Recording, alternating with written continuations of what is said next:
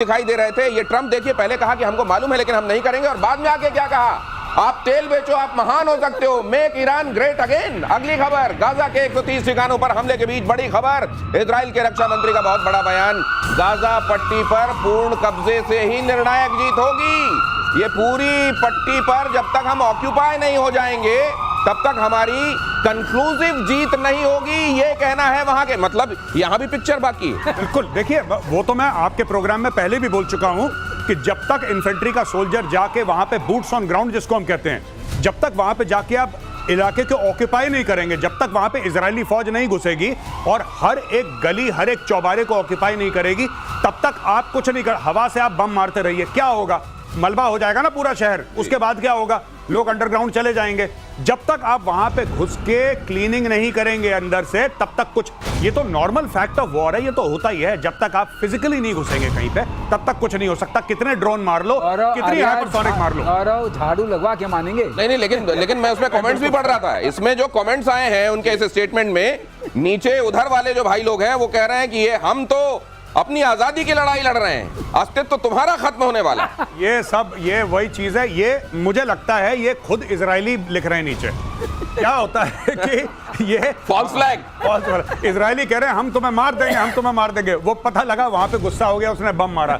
लिखने वाला वहीं कहीं बैठा था बगल में। तो मुझे लगता है, और मैं आईडीएफ को कह रहा हूं ऑल द वेरी बेस्ट, ठोको इनको, जितना ठोक सकते हो, make it into a parking lot. बहुत बढ़िया बात है, इससे ट्रंप को भी सुकून रहेगा। नहीं, लेकिन यही तो, यहां भी आके हाथ पकड़ लेंगे वो चाचा, ए नोबल चाहिए मेरे को, रुक जाओ, हाथ पकड़ लेते हैं, अभी यहां समतल मत करो। चाचा को बताने के लिए देखिए ये लिखा जा रहा है, हाँ। हमें मारने की तैयारी हो रही है, हाँ। इसलिए हमने मारा। नहीं, लेकिन ट्रंप यहाँ हमास वाले मामले में हाथ पकड़ लेंगे एक जगह जाके, यहाँ पे नहीं सुनेंगे नेतन्याहू। नहीं पकड़ रहे हैं, नहीं पकड़ पाएंगे क्या? नहीं पकड़ पाएंगे, नेतन्याहू सुन नहीं रहे हैं। अच्छा, क्योंकि मामला बिल्कुल आर पार वाला है। हाँ। अगर वहां वो घुस गए, अभी उन्होंने सफाई नहीं की, बाद में सफाई करना, लॉन मोवर चलाना बड़ा मुश्किल हो जाएगा, घास तो छीलनी पड़ेगी। नहीं तो ये जो आप कहते हैं बार बार कि घास को काटना बड़ा जरूरी होता है, यहाँ तो घास की गलती भी है जी। अब ये गलती भी है तो टाइम कितना लगने वाला है? टाइम इसमें बहुत लगेगा। जब आप देखिए इजरायली फोर्सेस जब जाएंगी तो एक एक गली मोहल्ले करके पूरे गाजा पट्टी को क्लियर करना, सुरंग भी, सुरंग एक चीज है, सुरंग एक चीज है। जब आप फिजिकली ऑन ग्राउंड ऑपरेशन करते हैं तो मूवमेंट स्लो होती है।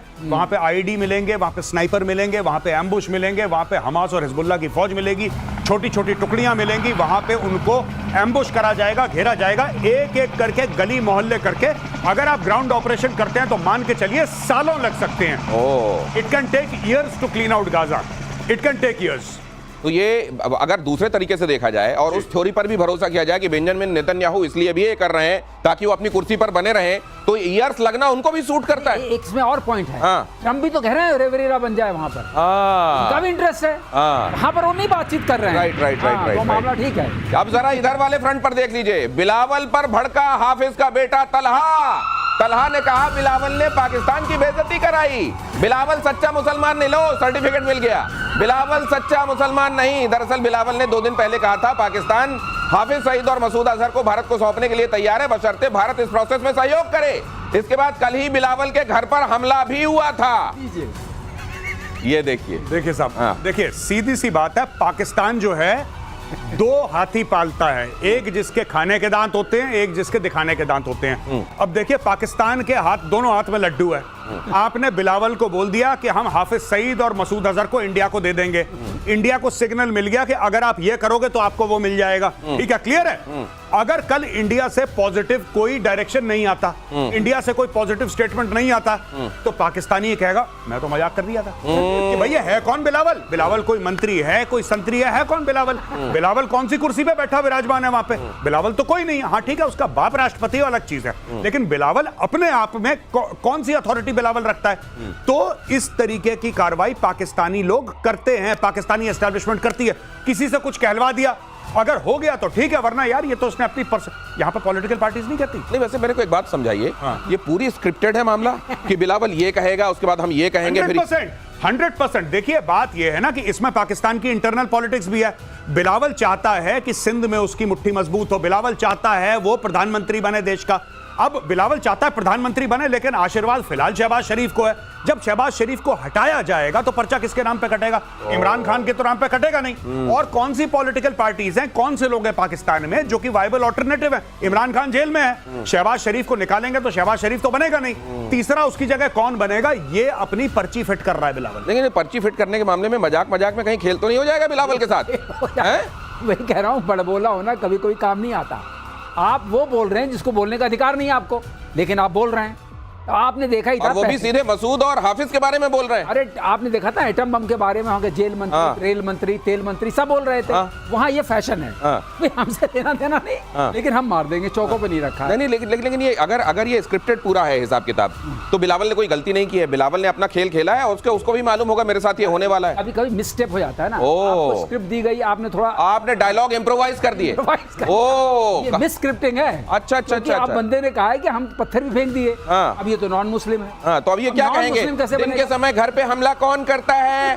हाफिज के लोग करते हैं कि मसूद के लोग करते हैं? ये पूछेंगे क्या? ये नहीं पूछेंगे, आवाज नहीं निकलेगी। अगली खबर देखिए, यूक्रेन को हथियार देने पर अमेरिका का यू टर्न। ड्रोन बनाने वाली कंपनी से यूक्रेन की डील। अमेरिका से यूक्रेन में होगी ड्रोन की सप्लाई। ट्रंप ने पहले हथियारों की सप्लाई रोक दी थी। गजब खेल है भाई साहब, गजब खेल है।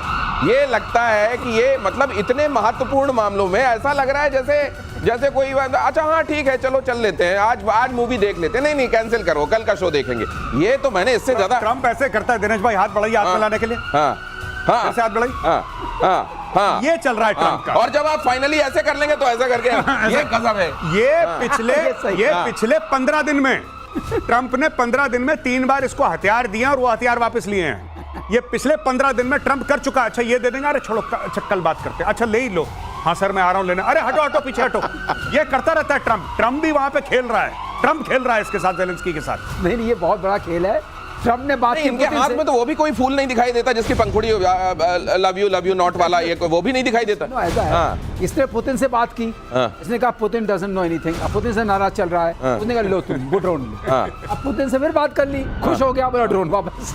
अभी ड्रोन बेचारा निकला से आना जाना लगा हुआ है, यही चलता है। मुझे लगता है कि अपने बच्चों की अब सबकी शादियां वादियां पता नहीं, पढ़ना पड़ेगा कि इन्होंने निपटा लिया कि नहीं, वरना जहां ये संबंध करके आते अगले दिन कहते हैं हाँ नहीं यार हमने मन बदल दिया, फिर नहीं हम ये जारी है कार्ड छपो आप, कार्ड ये वहां कार्ड बैंड 12 हो जाता है, ये पहुंचते नहीं वहां बारात लेके। ये क्या करते हैं कि वेडिंग कार्ड में लिखते हैं अमित की जगह सुमित लिखो, कहानी खत्म, आगे बढ़ाओ। हाँ, छोटे वाले से कराओ, छोटे वाले से कराओ। नहीं साहब चेहरा तो उसका दिखाया था, नहीं कोई बात नहीं, अच्छा चलो ठीक है सबसे बड़े वाले से करा देते हैं। ये हाल है इनका। ब्रिक्स देशों को ट्रंप ने दी धमकी। ट्रंप ने क्या कहा जरा देखिए, अमेरिका विरोधी देशों पर एक्स्ट्रा टैरिफ लगाएंगे। लीजिए, ब्रिक्स समिट में ईरान पर अमेरिका और इजरायली हमले की निंदा की गई, जिसके बाद डोनाल्ड ट्रंप भड़क गए।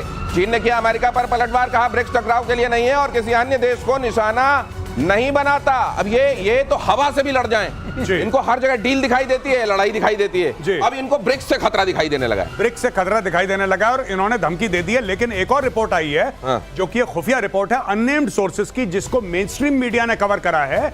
वो ये कहता है कि एक व्हाइट हाउस का इंसाइडर, जिसका नाम नहीं ले गया, जो कि एनोनिमस सोर्स बताया और मेन स्ट्रीम मीडिया में भारत में खूब चल रही है खबर ये आज, कि भाई उसने बोला है ट्रंप झूठ बोल रहा है टैरिफ वैरिफ के बारे में, ये सब धमकाता है, ये माहौल बना रहा है, क्योंकि उसको पता है कि उसकी प्रेसिडेंसी का सबसे बड़ा तुरुप का जो इक्का है ये टैरिफ है। ये टैरिफ करके पूरी दुनिया में टैरिफ खेलना, इसमें करना रखना कुछ नहीं है। ये असल में ब्राजील वहां पे ब्रिक्स वाले मामले में सुना अंदर ये बात भी हो गई, ये जो डॉलर वाले सिस्टम में पूरे दुनिया को जकड़ रखा है, इससे बाहर निकला जाए। हाँ, नहीं सुनिए आप बताते हैं। हाँ। ये चौथी धमकी है ब्रिक्स को। अच्छा। पहली में 100% टैक्स लग रहा था। अच्छा। टैरिफ। अच्छा। दूसरी में 150 लगा। अच्छा। तीसरी में फिर 100 लगा। अब की वाले में 10% की। 10%। मोदी जी ने बोला ठीक लगाओ भैया, ठीक लगाओ। क्या ये 150 ये धमकियों को 10 में मान लेते हैं। 150 से 10। हाँ, तो आप